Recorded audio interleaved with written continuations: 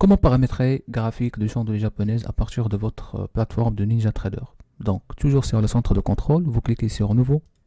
Et là, en bas, vous allez voir Graphique. Vous cliquez sur Graphique.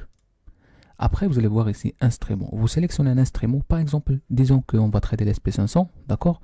Sinon, vous pouvez chercher ça à partir de la catégorie qu'on a créée, LMJ. Et là, vous allez voir ES. Donc, vous allez voir ici plusieurs paramétrages. Donc, tous ces paramétrages, c'est très important pour nous parce que c'est à partir de là, on va fixer, on va plutôt voilà, organiser, en même temps paramétrer notre graphique comme il faut. D'accord? Donc, ici, vous avez prix basé sur dernier, tout ça. Donc, on va laisser par dernier prix. D'accord? C'est pas la peine de mettre offre et demande. Ici, vous avez le type. Donc, normalement, vous allez voir plusieurs types. Donc, si vous voulez tout simplement utiliser chandelier japonaise, donc, normalement, ils sont basés sur minutes. D'accord? Donc, je vous recommande de mettre minutes. Ici, valeur. Donc, vous pouvez mettre par exemple 15 minutes ou bien dépend de l'unité que vous utilisez ou bien la période de trading. Après, ici, ça, c'est le tick playback. Donc, pour afficher l'historique. Après, vous avez ici les jours. Donc, pardon, les jours, c'est-à-dire, est-ce que vous voulez voir les données sous forme des jours ou bien les barres ou bien portée personnalisée. Donc normalement, par défaut, c'est jour. D'accord. Après, vous avez ici jour à charger, c'est-à-dire l'historique. Donc normalement, 15 jours, c'est suffisant pour un trader order flow. Par contre, un trader qui fait le doom, pardon, un trader qui fait euh, en fait, qui trade le chart, d'accord, ou bien l'analyse graphique, tout simplement, je vous recommande de mettre par exemple 300. D'accord. Donc après, ici, vous avez donc heure de négociation. Ça, on va vraiment parler de ça. D'accord. Ça, c'est où c'est très important. Sinon, je vous recommande de mettre les heures de négociation 24 fois 7. Voilà, elle est là. Par défaut. 24 fois 7. C'est bon. Après, vous avez style de graphique. Donc ça, c'est très important par rapport au style de graphique et la forme de la bougie. Donc ici, vous avez chandelier. Donc vous mettez chandelier ici. Couleur pour bar down, c'est bien sûr rouge. Couleur pour barre up, c'est vert. Après, largeur de la barre, vous pouvez mettre par exemple 4. Après, vous pouvez voir ça. Donc, mèche de bouger.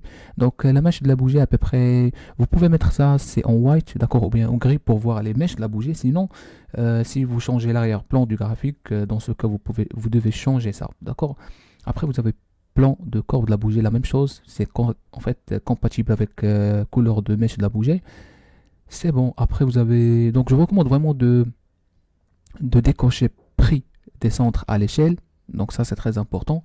Près du centre à l'échelle, décochez ça. Comme ça, vous pouvez vraiment déplacer les graphiques en fonction de votre clavier ou bien en fonction de votre souris.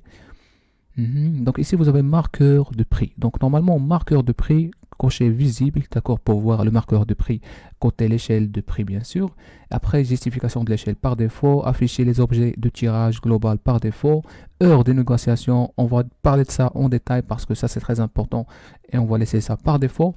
Après, vous avez, pardon, heure de négociation, donc vous pouvez tout simplement rajouter par exemple renforcer couleur largeur, pardon, mettre 6.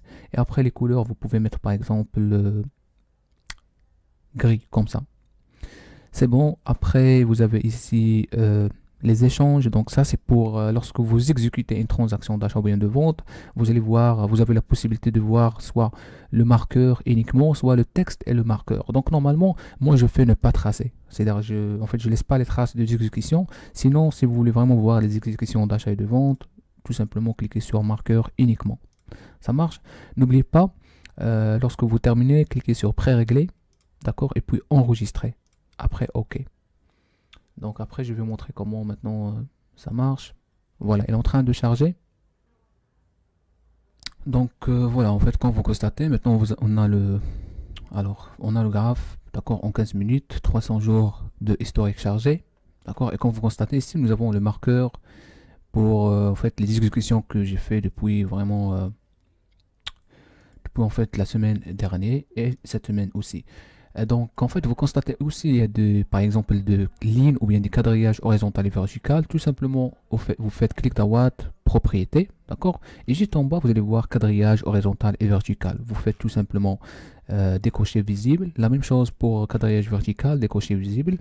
En haut, vous allez voir police pour augmenter la taille de police sur l'échelle de prix et en même temps l'échelle de temps.